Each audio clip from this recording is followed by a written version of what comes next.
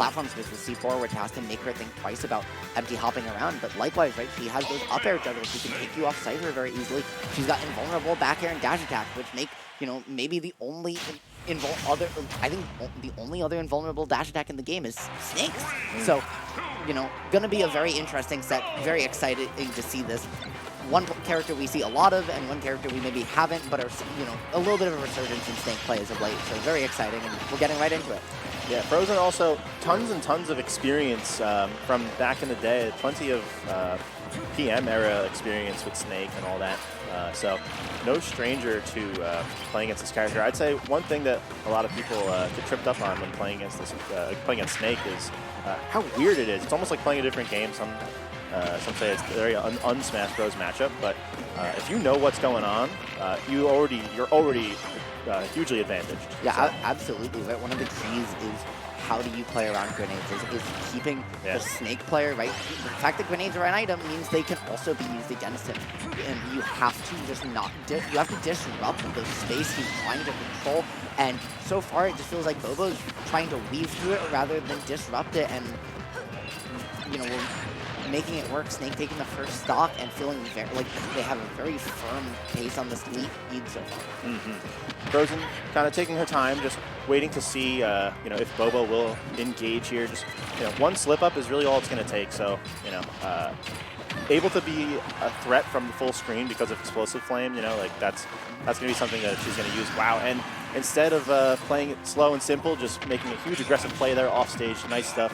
Frozen on the board now. Yeah, absolutely. And the thing with Snake, right, in that situation is you can go low or you can go high, but the reason Snake don't like to go low is because if Cypher gets broken, you're just dead.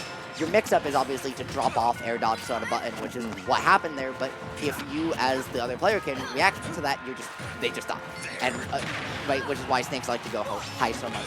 However, now it's a Snake edge trap again. What can we find happen here, Face? Nice teleport in from Frozen, kind of disrupting that pressure with a secret third option that Bobo wasn't expecting. So now that the pressure is in the other direction, Frozen is trying to get something going there in the corner, but Bobo has a great get out of jail free-ish card. That dash attack super fast and super strong. Creates a great opening for Bobo now, putting Frozen on her last stock of this game. Absolutely, and beautiful retreating there, using the C4 hitbox to blow up the grenade, making both last longer and covering way more space, but the up air juggle, that's where Palu thrives in this matchup. She has the tools to cover you low, and she has the tools to cover you high. You really have to keep her guessing, and there couldn't make it happen. And now both these players on their last stock, game one, and it's just Palu putting Snake in the blender again. Yeah. All right, Bobo, I love that crouch there. That was huge, and that's something I think we're going to see a lot of. Not only can crouch deal with the auto reticle, but it's also a great tool just in neutral. Palu loves to jump and nair, kind of just jump in your general direction and swing, but like crouch, it's going to be tricky to land a hit against such a low-to-the-ground opponent for Palu, you know? Absolutely. You force the falling hills to come out, and you force specific timings on them, which can then make them more predictable, and finds the setup, the C4, hitting below ledge, just involving running out there. Beautiful game knowledge by Frozen, and she puts herself on the board 1-0 in this best-of-3 set. No, I believe you mean Bobo. Bobo. Putting himself on the board. Yes, thank you. Bobo putting himself on the board. Sorry, flipped the script a little bit there, guys. So, you know, we swear we're Smash Bros. Unscripted esport.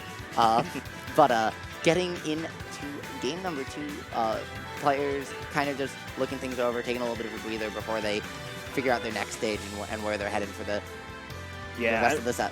It's tricky. I mean, where do you bring a Snake as a Palu? Like, there's the situation you want to create is get them off stage quickly, because like you said, Frozen, she's going to have the opportunity to deal with the recovery, whether it's going high or low. Yeah. So as long as you can create a disadvantage state for Snake, I feel like it's going to work out well for Frozen. But where to do that, right? Like, I mean, you don't want to you know, go. You don't want to go big, I feel like. I think you want to go small. Yeah, I was going to say, if you do go, quote-unquote, big, I think Town is a good pick, because it's a stage that is just not great for Snake generally. And then you also have that. I do really like the small battlefields pick because it's, as you said, it's a little smaller. It doesn't give Snake that room that he had on PS2 to get away from Palutena, but it does give him a little bit of an easier time working around these platforms and creating that zone of control. So, you know, some give and some take. So definitely going to be interesting to see what ends up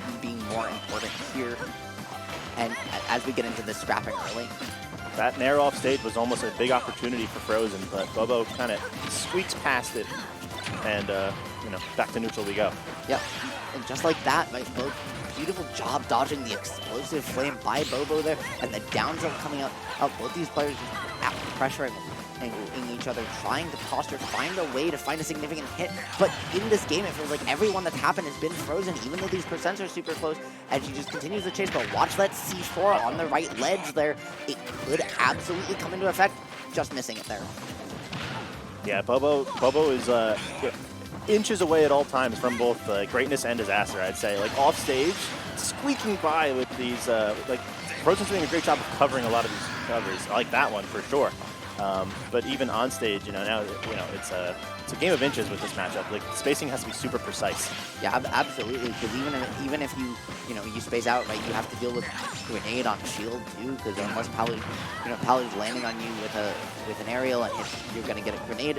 I like the attempt to hit the 2-frame with the Nikita explosion. People don't go for that enough, but it's a really powerful lingering tool. The dash attack that to put off stage, and this is Snake ledge trap situation, has some very interesting C4 placement, loving to put it by the ledge there, but it works out because Bobo just put Frozen between a rock and a hard place with C4, right? You either get hit by the mortar because your legend golem goes out, or you neutral get up or roll and you get caught by the C4. So one mix-up I want to see from Frozen is just the ability to use counter as like a cheesy option off the ledge. Yep. That up air juggle, once again, proving to be invaluable in this matchup, is absolutely essential. If you're going to get killed, it's probably going to be with that or with the down air off stage. And yeah, Frozen knows what she has to do to kind of create those situations. So if we can create one more of those, it looks like we're going to get a game 3 here, perhaps. Absolutely. I love that first stall from Bobo there. Just the very brief cipher. You don't want to give too much of an opportunity for Palu to capitalize and just going back down to ledge.